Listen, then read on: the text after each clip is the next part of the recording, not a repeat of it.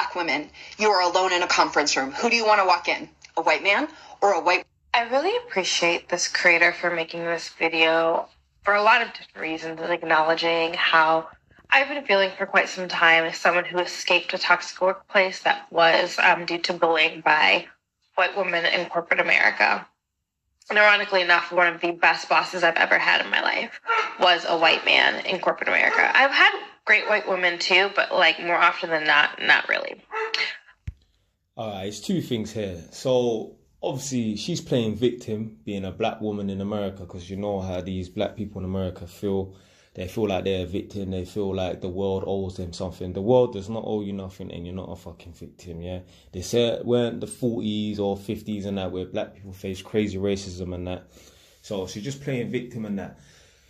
Number two, she's acting like, oh, because she's black, you know, again, you know, she's going to be a victim of a white person and that. First and foremost, most black people in the real world, out on the streets, they fall victim, not to white people, they fall victim to black people. If a black person gets dropped today, it will more than likely be by another black person, yeah?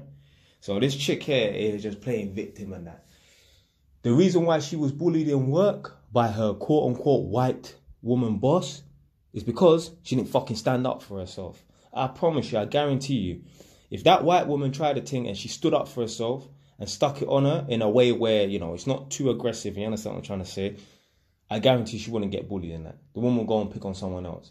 She was picking on her and bullying her because she could get away with it. Unfortunately, the human race is full of nothing but pieces of shit, yeah? Don't blame me, yeah? Blame the human race, yeah? All you don't think that human beings are so beautiful and just loving, caring and adoring. Bullshit. Bunch of fucking pieces of shit, blood. So she's just acting like a victim and that. She should have stood up for herself. She wouldn't have got bullied in her ass club first place. With that said, I've been doing a lot of thinking as to why I think white men and black women, not only in dating, make great couples, but also with white men being like their leader, their boss, their team lead. Why it's not as toxic as white women. And hear me out, but I think it's because white men just simply know their place in society is always going to be number one.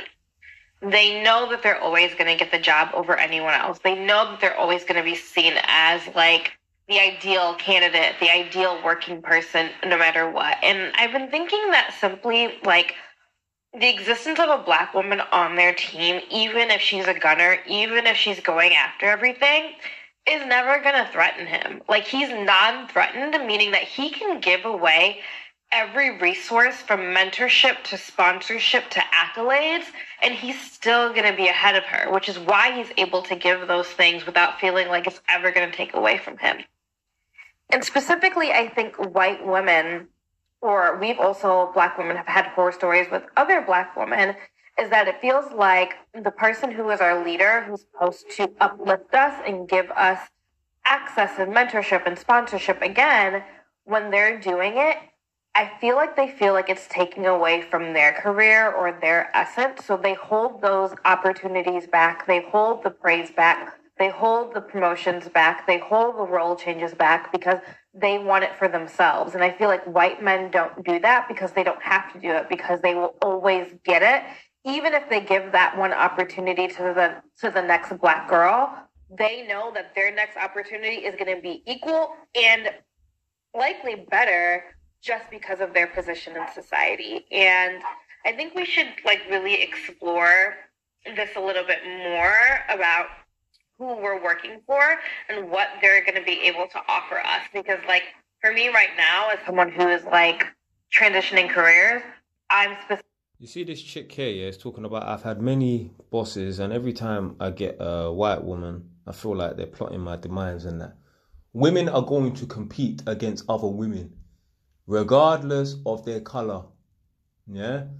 So if she had a black boss or black woman, whatever in it, she's going to compete against her and be quote-unquote plotting her demise, yeah? I don't think it's got anything to do with colour of skin. I just feel it's a more of a gender thing. Can you really imagine men competing against women and that? Fuck that bullshit. And you know what, yeah? I guarantee you, yeah, you'll probably have men that have women trying to compete against them.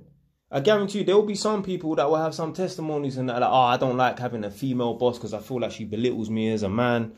It's just some victimhood mentality, man. Typically looking for a team lead or a mentor who's going to be able to open up doors for me. And if that's not something that you can do, I don't really want to work for you. You see that? Women bosses in general are not supportive to other women. You explained this well and I agree. Yeah, like I was saying, I don't think it's got anything to do with colour. I think it's just gender. So, yeah, a little interesting one still.